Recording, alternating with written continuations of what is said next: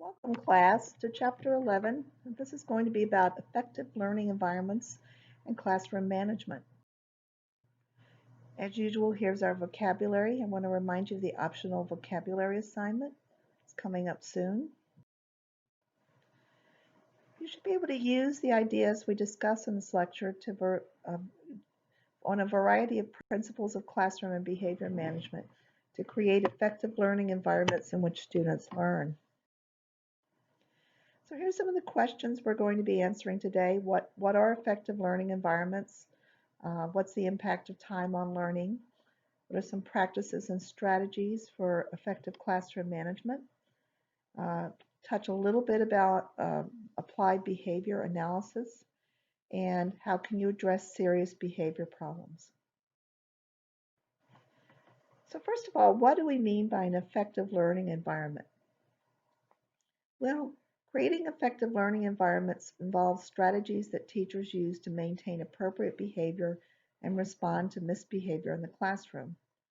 Keeping students engaged and interested and showing enthusiasm are important in preventing misbehavior.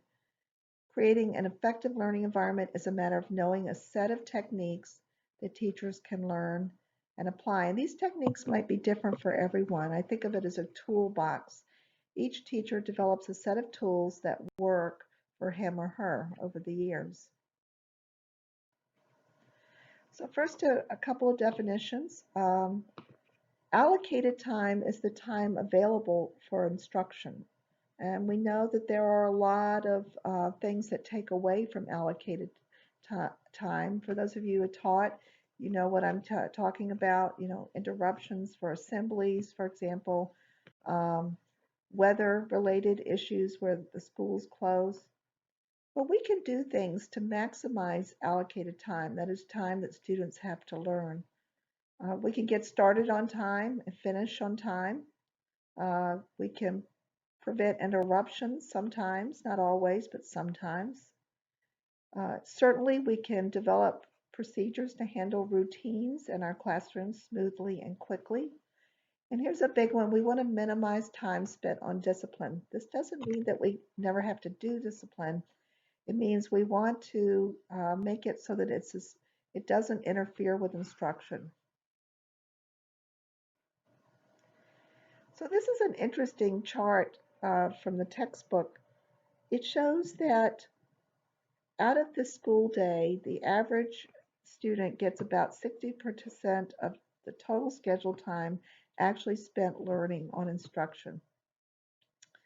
Other things interfere, such as non-instructional activities, announcement, passing materials, standardized tests, school events, and distractions where the students are distracted. So a lot of our time on instruction is taken away. So we want to really maximize that time on instruction.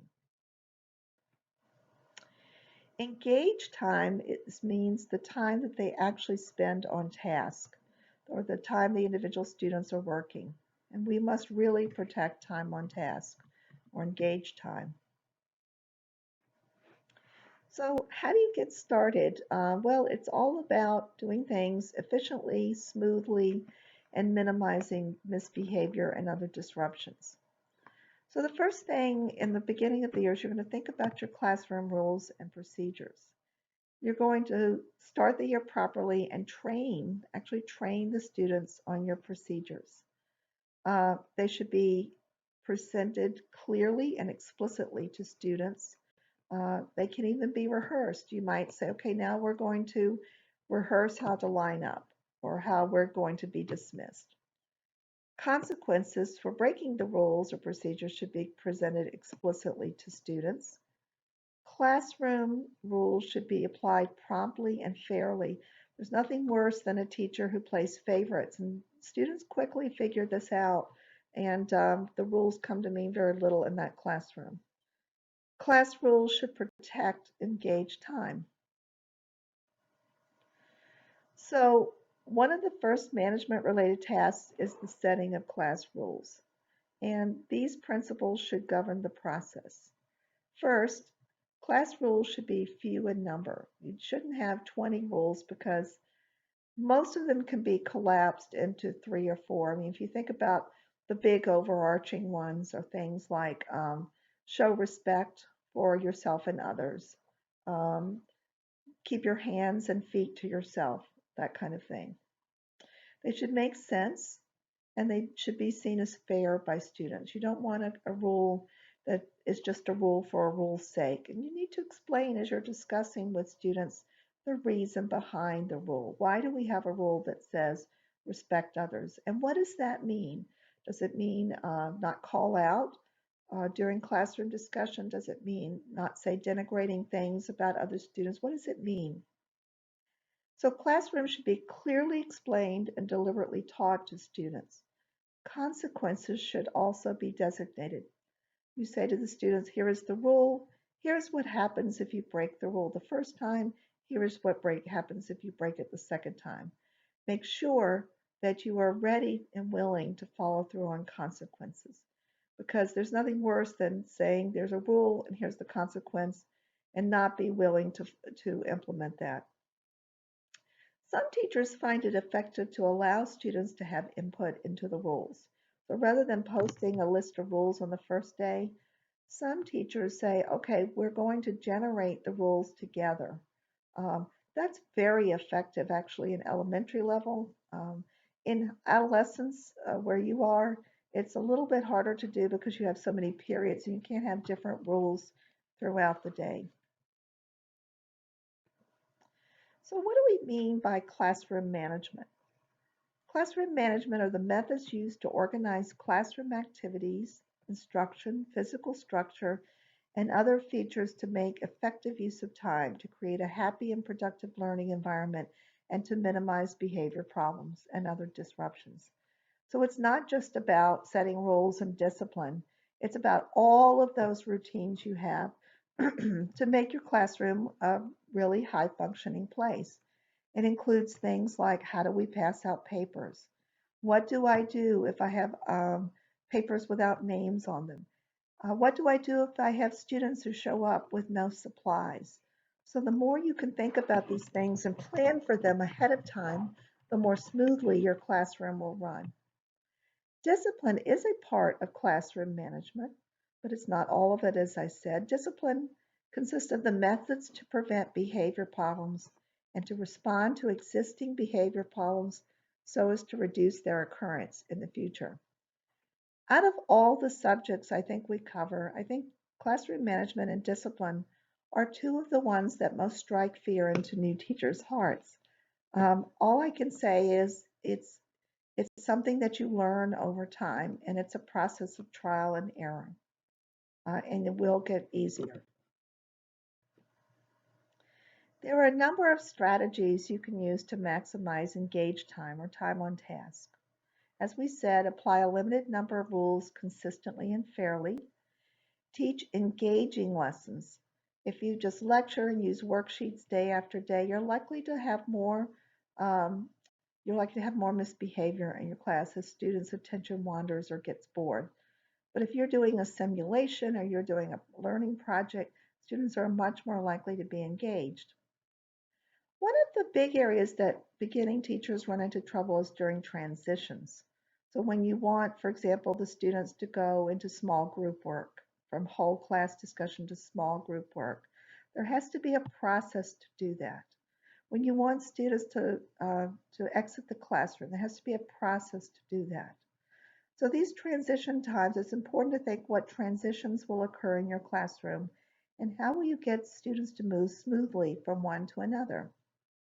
Well, I found that the use of signals helps a lot. So, for example, uh, flashing the lights, it's time now to move into small group work, can be a signal that this period of transition is about to begin. But it's also important to tell students the exact steps you want them to follow in advance. So, for example, boys and girls, we're about to move into small group work. When I flash the lights, I would like you to collect your textbook and notebook, remember your pen, and move to the group to which you've been assigned quietly. I'm going to give us 30 seconds, at which time I will flash the lights again, and at that time you should be in your group. And then have everyone make flash the light and have everybody make transitions at once. You don't have to use flashing the lights. Some teachers count. Some teachers do a countdown. Some teachers snap their fingers. But there has to be a signal. There has to be the telling of the students in advance, and there has to be a way to close off the transition period. Another strategy is to maintain group focus during instruction. And the way we do this is to use techniques that involve the whole class. So instead of calling on one person at a time and never calling on the whole group, sometimes you're going to use choral responses. Okay, everybody, call out this answer, for example. Or whiteboards are particularly effective. You might buy some, they're available on Amazon, and I found them very, very useful. All right, everyone, write an answer on the whiteboard. What do you think the answer to this math problem is? Clickers work well, as well as doing what we call group alerting.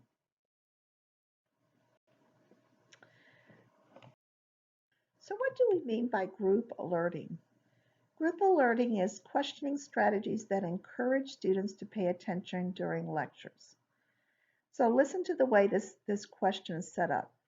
You state the question first and reveal who you will call on only at the end. So, class, what is the second stage of mitosis? Pause, pause, pause, pause. Amy? So instead of saying, Amy, what's the second stage of mitosis? You put the name at the end. And the reason for this is you've alerted the group that anybody could be called on. And so everyone's thinking of the answer. No one knows who's going to get called on. And then finally you call on a student. It's also asking students about previous answers, such as, what did Amy just say was the second stage of mitosis? John? So you hold the name until the end, you ask students to reiterate, and that keeps the group alert.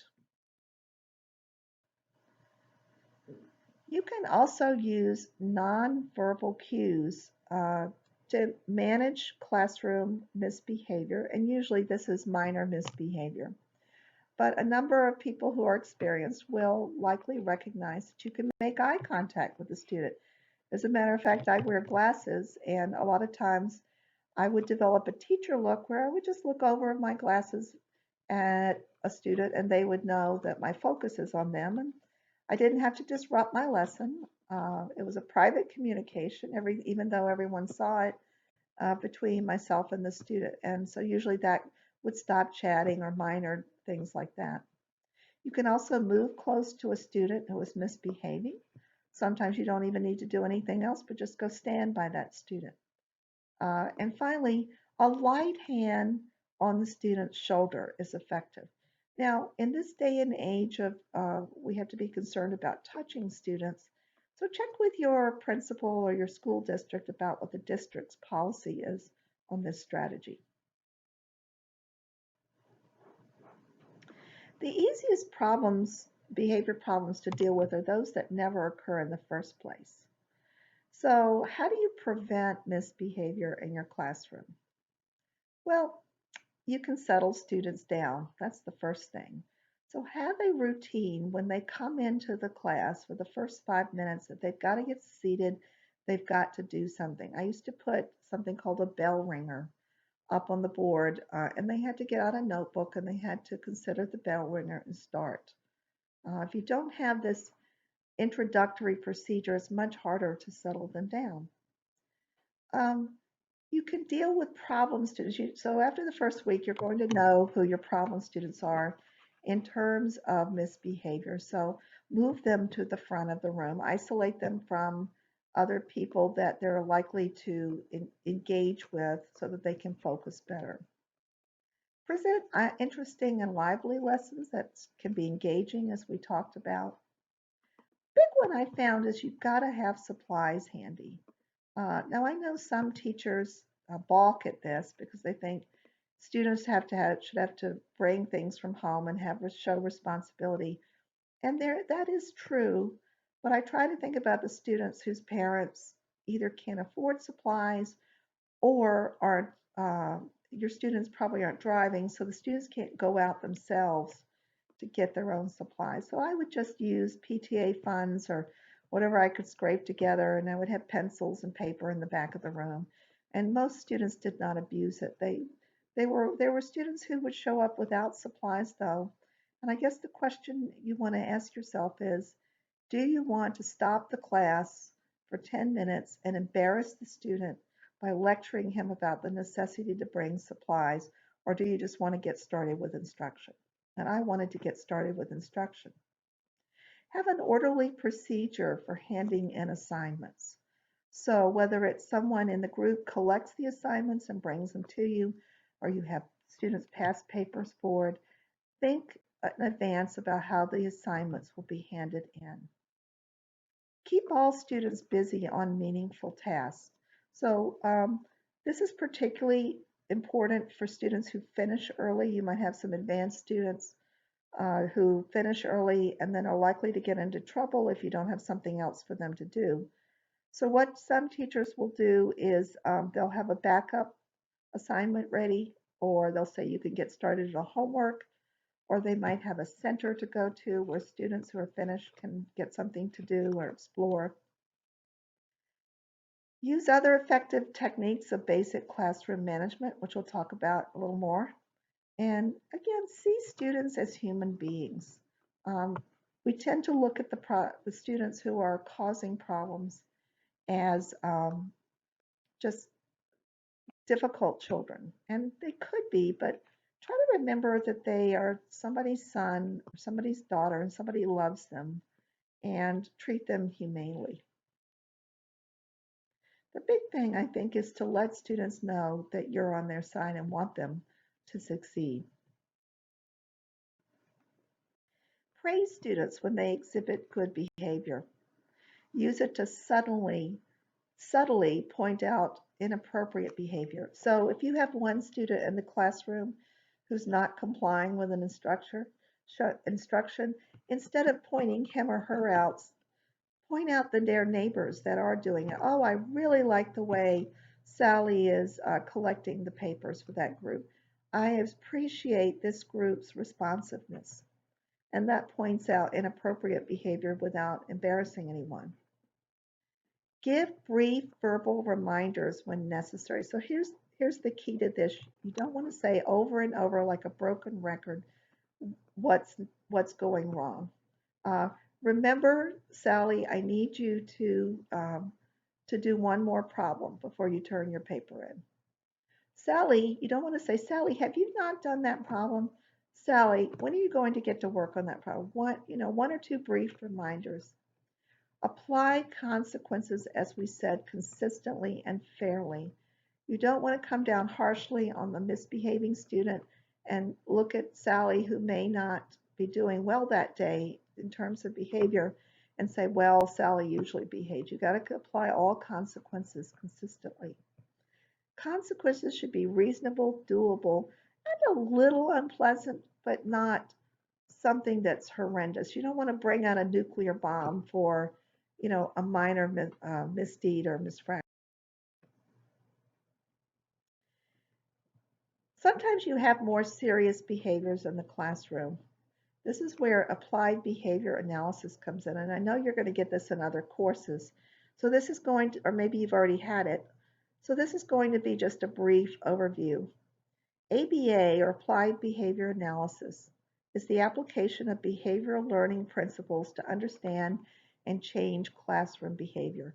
And it comes out of the work of Skinner's operant condition, applying punishments and rewards. There are 3 steps. You're going to, once you know that the student is misbehaving, you're going to establish a baseline of frequency for the number of misbehaviors. You're going to select reinforcers for good behavior and criteria for reinforcement, and punishers and criteria for punishment for poor behavior. And we want to try to use punishment sparingly. It's not that we never use it. If reinforcement is effective, we want to focus on that. If reinforcement is not effective, we focus a little bit on that. It employs behavior modification or a systematic application of antecedents and consequences to change behavior. In other words, if you do this, this consequence will follow. And we try to get the student to understand that and modify his or her behavior as a consequence. Some good reinforcers for the classroom are praise. Many students respond to praise. Proximity can be a reinforcer if that's something that the student is looking for your attention, then coming and standing by them can be a reinforcer. Nonverbal expressions like smiles and thumbs up. And finally, preferred activities. So if students really want 10 minutes of art time, that could be a reinforcer, free art time. Um, Pizza parties, although these tend to, encourage external locus of controls. These are all reinforcers. Punishers. These are things that are negative, if you recall from your Skinner chapter. These are negative things that decrease misbehavior. So nonverbal cues like the stern look over the glasses, thumbs down, isolating students. And we want to use this briefly, but sometimes you'll walk in the classroom and you'll see a student sitting at a desk apart from the other students. And this might be during a brief period to try to calm that student down. Just like proximity can be a reinforcer if the student finds it pleasant, proximity can be a punisher if he doesn't find it pleasant. So if he doesn't want the attention of the teacher coming and standing by him, can be a type of punishment. Loss of preferred activities. So again, rewards. Rewarding someone means giving them something pleasant that they consider pleasant. But if you say, okay, well, we're not going to do recess today, or we're not going to have this pleasurable thing, that's a punishment. And finally, for younger students, timeout can be a punisher. So what you want to do is follow the principle of least intervention. And that means using the simplest methods that will work. You don't start off by using a nuclear bomb on a small infraction. So you start off with something, if it's a small infraction, you start off with something small. If the infractions continue or get more serious, you start out with, you ratchet it up so that you're using more and more serious interventions. Your main goal in dealing with routine misbehavior is to do so in a way that is both effective and avoids unnecessarily disrupting the lesson. If at all possible, try to get the lesson to go on while the behaviors problems are dealt with. So what you don't want is you don't want to shut the entire class down and deal for 10 minutes with a student misbehavior, because then everybody loses 10 minutes of instructional time. Sometimes you're going to get into dire situations where that's necessary, like if a fight breaks out.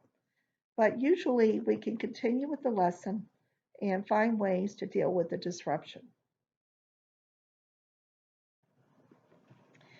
Take, for example, this table. So, first step on all misbehavior is to prevent it. And we talked about ways to prevent it: displaying enthusiasm, varying your activity, keep students interested. But if it does occur and it's minor, you can use non-verbal cues such as frowning and looks over your glasses, hands on the shoulder. If it continues, what you try to do is you praise the correct behavior that is incompatible with the misbehavior. So if, for example, if a student is having trouble turning things in on time, and she does, you say, I hear you completed your science project on time for the judging. That's great. So look for instances in the student's behavior where they're doing well and praise that. If the student's having trouble sitting in his seat, Benjamin, I really like how you managed to stay in your seat for the entire language block this morning. Behavior that continues, you can praise other students if the student's not doing the behavior. So for example, I see most of you turned your papers in on time today. I really appreciate that. So if the student's having trouble turning his work on time, the message will be received. Verbal reminders. Tanya, please turn in your paper next on time would be the next step. And repeated reminders, again, not sounding like a broken record. Tanya, it's important to turn in your paper on time, maybe once or twice reminding. And then finally, step 7, consequences. Uh, this would be in alignment with your rules that you've posted. So Tanya might spend 10 minutes after class starting on the next paper. And there would be levels of consequences after that, calling home, for example. So the point of um, the least intervention would be you start with something, just prevention, and you ratchet it up as the behavior is repeated or becomes more serious. So what are the big ideas in this lecture? First, we must preserve time on task or engage time. We must set few rules but enforce them consistently. We try to prevent misbehavior before it starts by developing engaging lessons and using nonverbal cues and group alerting. We have procedures for classroom routines such as transitions and handing out papers and having supplies ready and leaving class and entering class and more. And finally, we use the principle of least intervention when managing classroom behavior, starting small, using reinforcers and punishers, and then as the behavior continues, increasing the level of what we do. So I hope this has been a little bit about classroom management, giving you something to think about. Everybody have a great week.